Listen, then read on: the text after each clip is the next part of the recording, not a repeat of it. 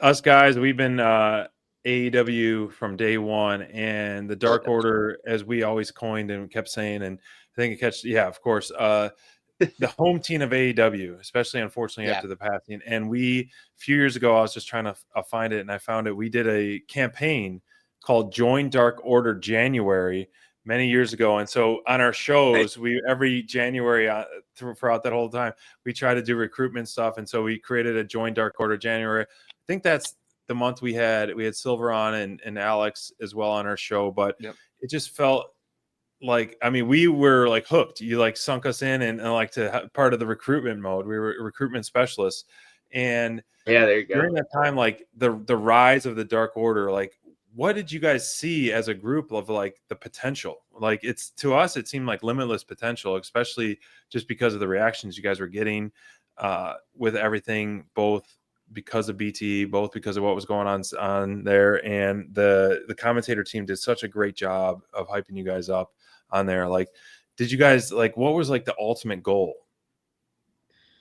Yeah, I don't really know how to answer that question, to be honest. I don't know if there ever was an actual I mean, obviously I think everybody kind of has the same goals in wrestling, right? Like, win championships and make money. I mean, that's kind of so, and for a while I feel like Dark Order was kind of one of the most over acts in wrestling. It was kind of crazy between the BTE stuff and like the Hangman stuff.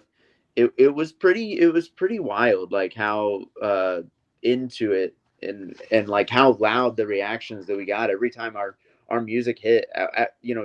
And this was like at a time period where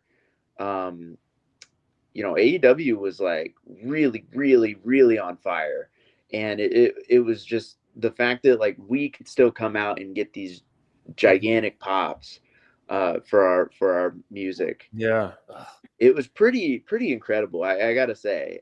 So I don't know if there ever was like if anybody had a goal. Obviously, everybody wants to move up in the card.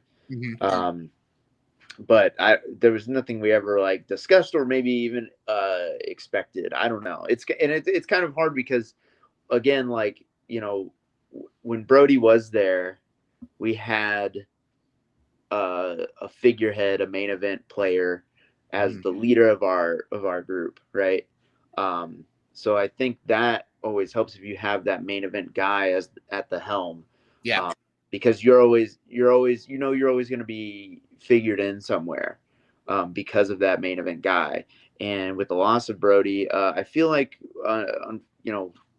we were just kind of a little bit directionless. So I don't know if you would say there was a cap on it, but it was sometimes there wasn't really we just didn't really know what was going on or what we would do because we didn't have that top guy in our group anymore. If that makes sense. Absolutely.